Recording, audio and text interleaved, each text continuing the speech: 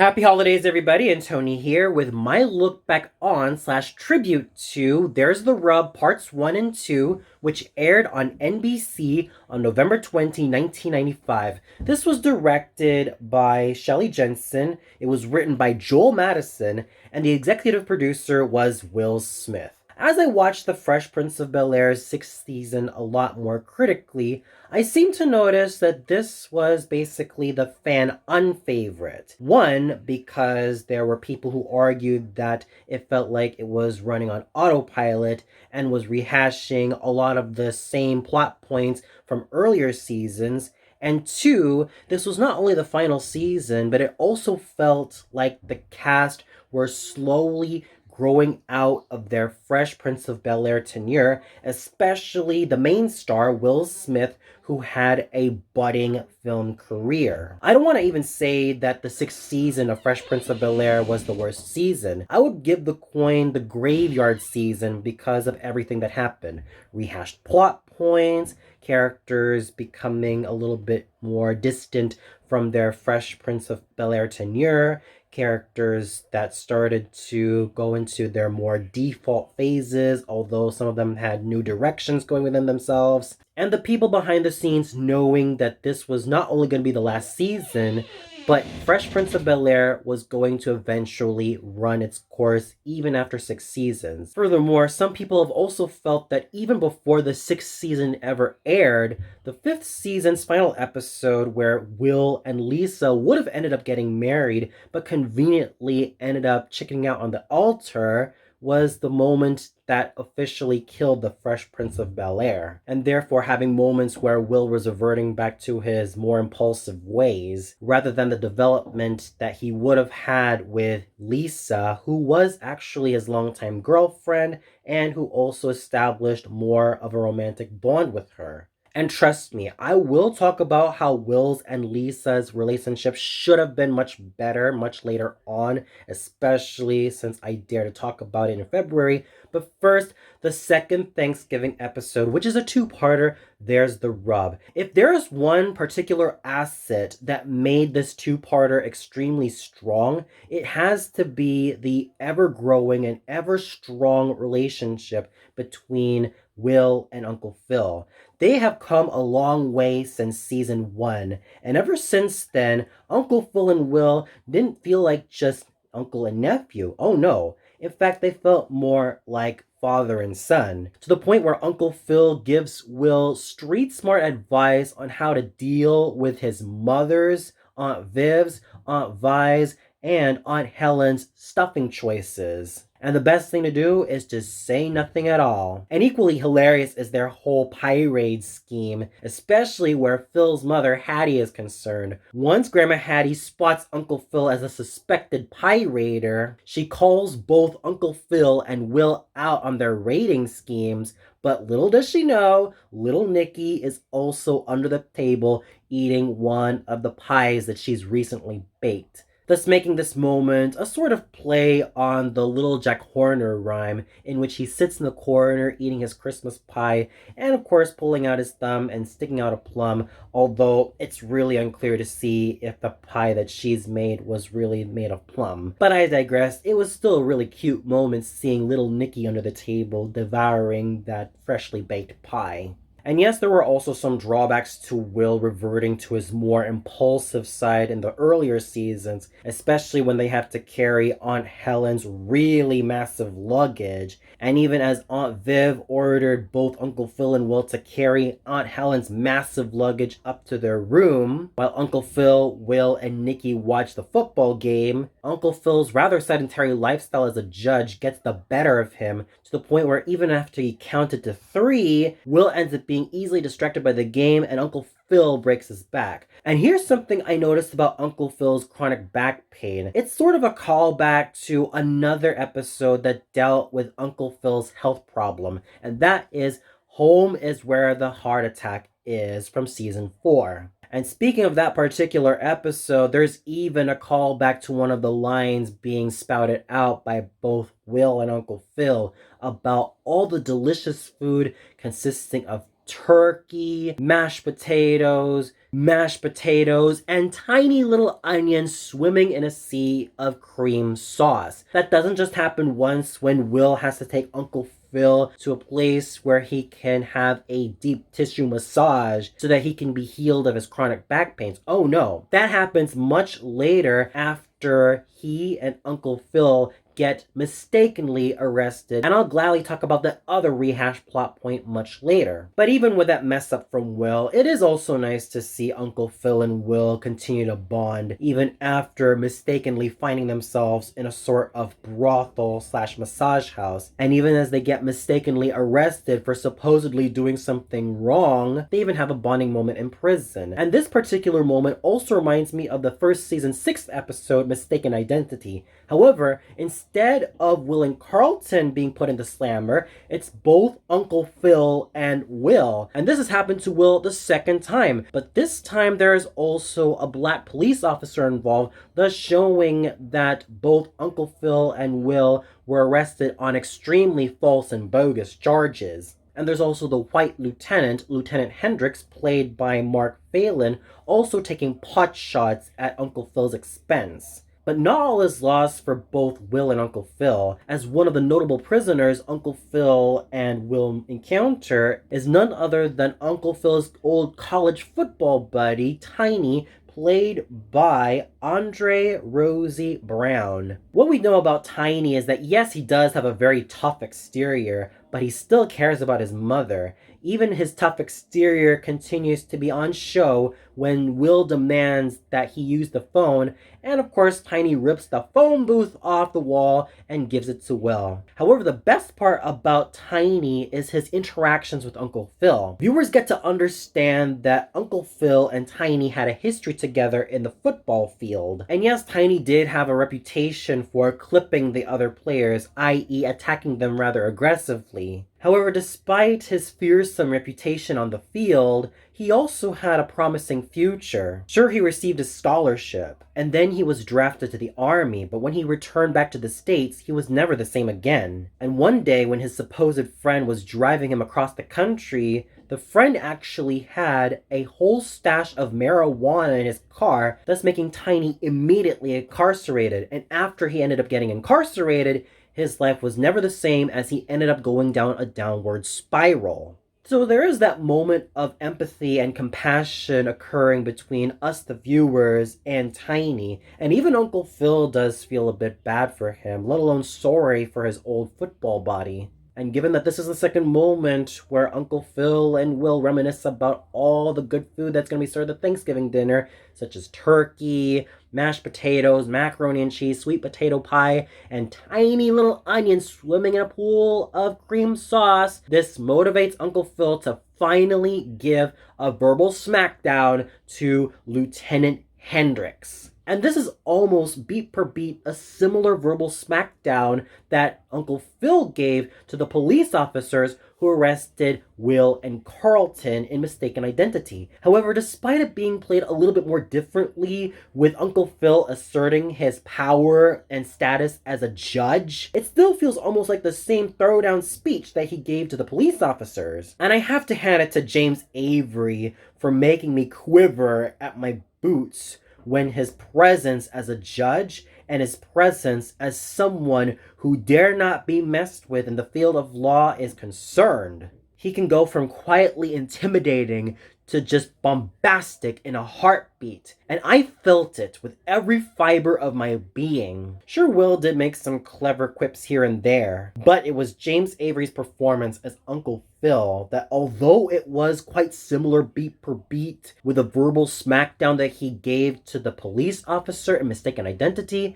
it was still quite resonant. And the best part was, Lieutenant Hendricks was immediately humbled, and Uncle Phil doesn't even buy his whole apology, because he knew right there that Lieutenant Hendricks was a smug snake who dared to think that it would be fun to soil Uncle Phil's reputation as a judge, let alone put his nephew slash surrogate son on the spot.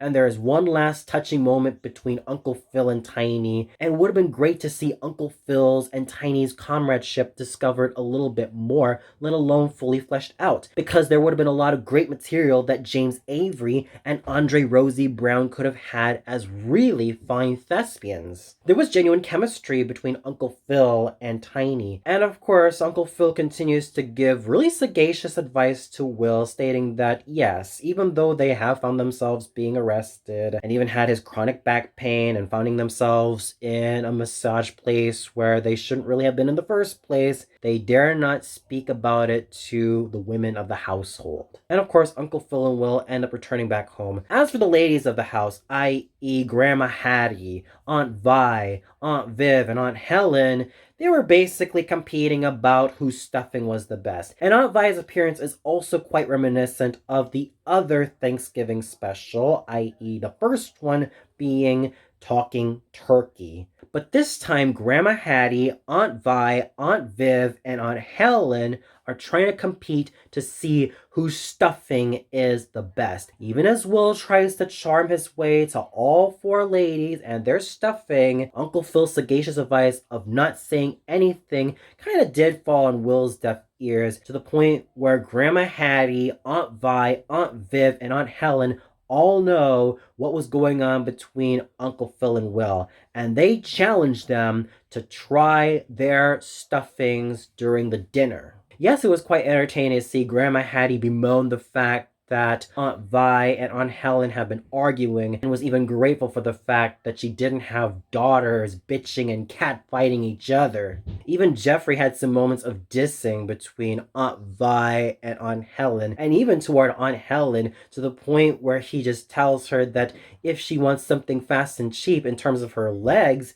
then yes. And I really have to hand it to Joseph Marcel for combining that acidic quality in his sarcasm, let alone his irony, with that wit that makes Jeffrey all the more charming to watch on screen. And even though their whole competition of finding out who makes the best stuffing was a bit annoying and kind of obnoxious and kind of grating, it was still pretty fun to see their interpersonal chemistry, and I really have to hand it to Virginia Capers, Vernee Watson-Johnson, Daphne Maxwell Reid, and Jennifer Lewis for what they were able to do in terms of pulling off some really great lines at each other and even some quick snips at each other. Ashley's whole feminist ranting and raving around the house did seem rather annoying, and it did make her come off as rather obnoxious. And there were even times where I just want to scream at her, just help out your mom and aunts in the freaking kitchen, you self-entitled little brat. But there's still that part of me that could let it slide, because Ashley was still a teenager, and she has been maturing since her early impressionable days. And here she was at about 16 years old, still finding her path as a young teenage girl, and even trying to make sure that she doesn't end up making dumb decisions, although that she has made herself pretty annoying and obnoxious toward her aunts and her grandmother, as well as her own mother. So Ashley being an annoying feminist wannabe was kind of a downgrade, but I think it was just Ashley still trying to find her path as a young teenage girl who wants to really find herself and also wants to be a little bit more independent and no longer the little baby of the family. And this brings me to Hillary and Carlton as they go to a homeless shelter to tend to the various homeless people, as well as make sure that they have a good Thanksgiving dinner, let alone serve their meals on a daily basis. Situating Hillary and Carlton at a homeless shelter is almost akin to the Banks family and Will being situated in a very socioeconomically disadvantaged area of Los Angeles to fix the shelter and to make sure that all the reparations go underway in Will gets committed. And this is the similar disconnect that the world of Bel-Air has with the world outside of its fancy cars and its fancy gilded cages, as there are people who are more socioeconomically disadvantaged, as well as those who don't really have a shot at all this privilege. And instead of the entire Banks family and Will being involved in the shelter, let alone the more socioeconomically disadvantaged locale, it's just mainly Hillary and Carlton, especially when they are under the watchful eye of the manager, Larry Wilmore, played by Christopher Carroll, the overseer of the kitchen, Sylvia, played by Elaine J. Taylor, and instead of Will being called out by Noah, played by Shavar Ross of Different Strokes fame, as Arnold's best friend Henry, it's Zachary Ty Brown, who was known as Brad Taylor from Home Improvement, taking pot shots and cracking jokes, as well as just being such a sarcastic little douchebag toward Carlton. All due to his size, all due to his privileged upbringing, and even Steve's perception of Carlton being extremely gullible for his own good. Even Sylvia does not tolerate Hillary's pompous attitude. And like I said before, the moments that Carlton and Hillary have respectively with Steve and Sylvia are almost reminiscent of the moment that Will had with Noah, in which Noah calls out Will for being akin to a sellout and for not being thoroughly committed to helping out the community, let alone forgetting where he's come from, and even being full of empty promises that he may potentially help out the community, but doesn't really do that much at all. Here, in There's the Rub's case, it's quite different. Sylvia calls out Hillary for being pompous and overly narcissistic, and being extremely spoiled, and Steve calls out Carlton for being just as pretentious. You might have thought that both Hillary and Carlton might have learned something during their tenure at the very socioeconomically disadvantaged locale of Los Angeles during Will Gets Committed. But here, it felt like they didn't really learn that much. And it's quite a shame, because it would have been nice to have that moment be brought up again, but this time, Hillary and Carlton are a lot more enlightened, and even their tenure at the homeless shelter does make them feel guilty, because what Hillary was there for was to have her talk show being filmed there, and Carlton just wanted to make his resume look better by volunteering. But even in spite those rehashed moments, the one selling point that Sylvia gave to Hillary was that she was not a volunteer at all. Yes, she is the overseer of checking out all the cleaning and all of the organizing of the kitchen, but the reality is that she lives in the homeless shelter and she has nowhere else to go. Therefore, this is her main residence. And this also makes Hillary realize that yes, her pompousness and her snootiness did get the better of her, so it was time for her to take a slice of humble pie and take those dishes to where they ought to be. The homeless shelter also receives a slump in food supply, as everybody there receives nothing more than peanut butter and jelly sandwiches, until Hillary and Carlton decide that they've learned something from the homeless shelter and also decide to give back to the community that they have to, and also decide to give back to the community by giving them an all expenses paid Thanksgiving feast so that everybody can eat at their heart's content. Even Steve seems to mellow out a lot more toward Carlton, as Carlton gives him an extra piece of Cornish hen, and Steve no longer has that acidic, sarcastic, sardonic quality about him anymore, but rather gives a small smile to Carlton. Even Sylvia is quite touched by Hillary's compassion and initiative to give everybody a happy Thanksgiving with all of that fine food. Sure, she still calls out Hillary for being snooty and pretentious, but at least she still considers her to be a much better person than when she initially met her. This change of heart for Hillary and Carlton also meant that Hillary was no longer going to do the talk show episode, and Carlton is no longer considering having his application signed by Mr. Wilmore. Although Carlton, being as sneaky as he is, has an extra application form. In spite of this episode's rehashed moments, and in spite of the grating moments that Grandma Hattie, Aunt Vi, Aunt Viv, and Aunt Helen had in the kitchen, at least all the family members managed to have a happy Thanksgiving dinner, with everybody returning in one piece, Jeffrey serving the turkey, and the montage of We Are Family is being played. And I really love this montage scene because this definitely shows the Banks family's unity, not only with each other, but also with Will, Aunt Vi, and Aunt Helen, as well as with Grandma Hattie, and even to some extent, Jeffrey. Everybody has a good time. The two aunts stop bickering for a while and share their stuffing. Grandma Hattie feeds Uncle Phil to his heart's content. And even after revealing all that cattiness that went on in the kitchen, and Ashley just stating that it was kind of fun giving Grandma Hattie, Aunt Vi, Aunt Viv, and Aunt Helen a hard time, it was still relatively in good cheer. Only except that Aunt Helen continues to run her mouth thinking that her stuffing was the best. But other than that, at least this episode managed to end rather heartily well, with her continuing to feast on her own.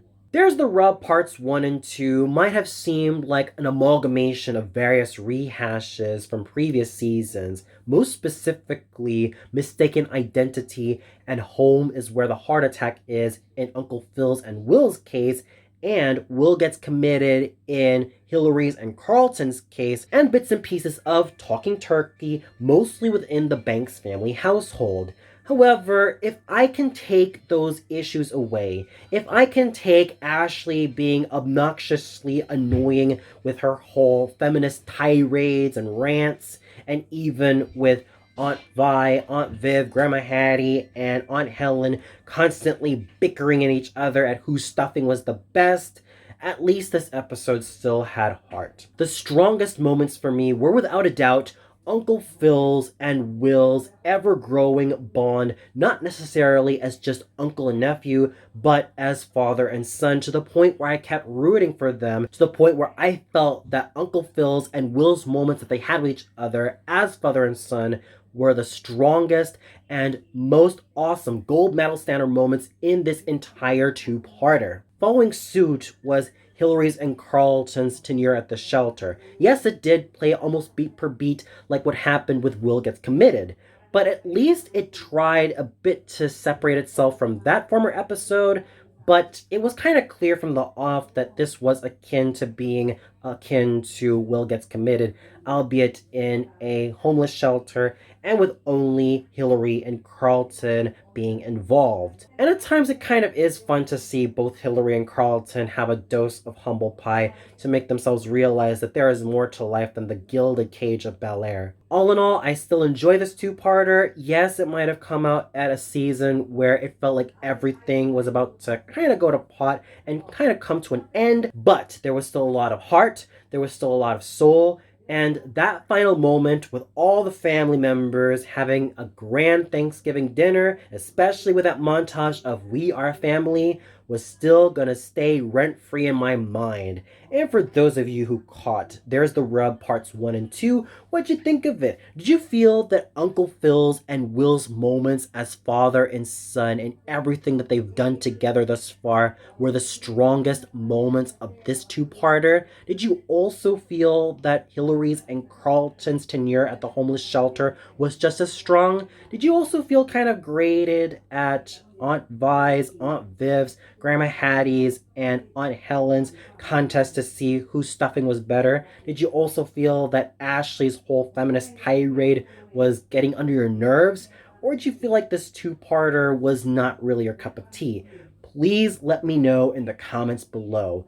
Well, that's it for my look back on / tribute to There's the Rub parts 1 and 2. Tune in later where I rank the 4 Christmas episodes of the Fresh Prince of Bel-Air, to the one that I did enjoy, to the one that deserved the gold medal. So until then, happy holidays, everybody!